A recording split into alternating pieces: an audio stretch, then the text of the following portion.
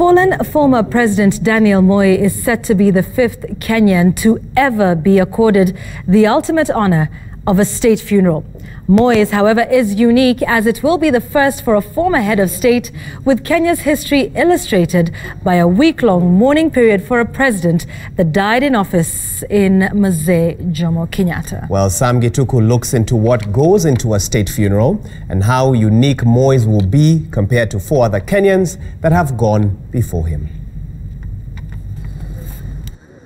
A presidential proclamation on the morning of Tuesday communicated the news of a fallen former head of state, mourning him but also prescribing how Daniel Moi will be mourned by the nation.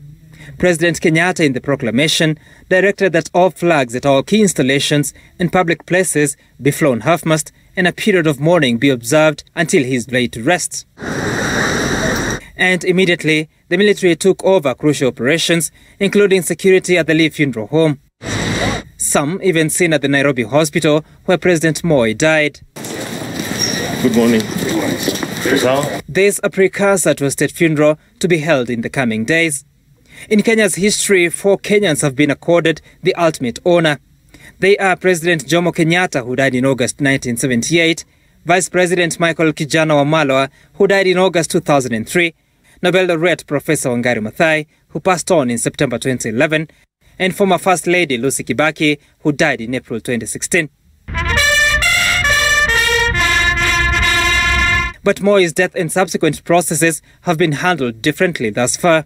While Jomo Kenyatta died 3:30 a.m. on the 22nd day of August 1978, his death was only made public several hours later on The Voice of Kenya, now KBC, as state functionaries grappled with the difficulty of the passing on of a sitting head of state.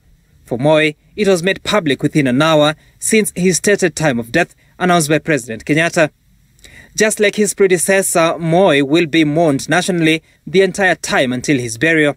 The Kenyan flag flown half-mast the entire time, just like Kenyatta and former Vice President Michael Wamalwa. Former First Lady Lucy Kibaki was mourned nationally for 3 days, with flags flown half-mast on the same days. Professor Wangari Maathai was mourned for just 2 days. The founding father Mzee Jomo Kenyatta lay in state at State House for public viewing. So did Kijana Wamalwa at Parliament buildings. The coming days will tell if a similar opportunity will be accorded President Moi. In accordance with presidential state funeral culture, Moi's body will be under military guard round the clock, escorted by KDF officers wherever it goes until it's interred. A source at the Kenya Defence Forces told Citizen TV that KDF officers will, in liaison with Moi's family, prepare the grave for the former head of state and be responsible for lowering the body to the grave. Once lowered, a 21-gun salute is expected to be held in honor of the former chief of the armed forces. That evening will mark the end of national mourning and last day of the flag flying half-mast. He was instrumental in the final send-off of Kenya's founding father, President Jomo Kenyatta, back in 1978. 41 years later, Daniel Moi, the man that took over from President Jomo Kenyatta, has died, and he will be the second person accorded a presidential state funeral whose manner and style promises to be historic. Sam Gituku, Citizen TV, Nairobi.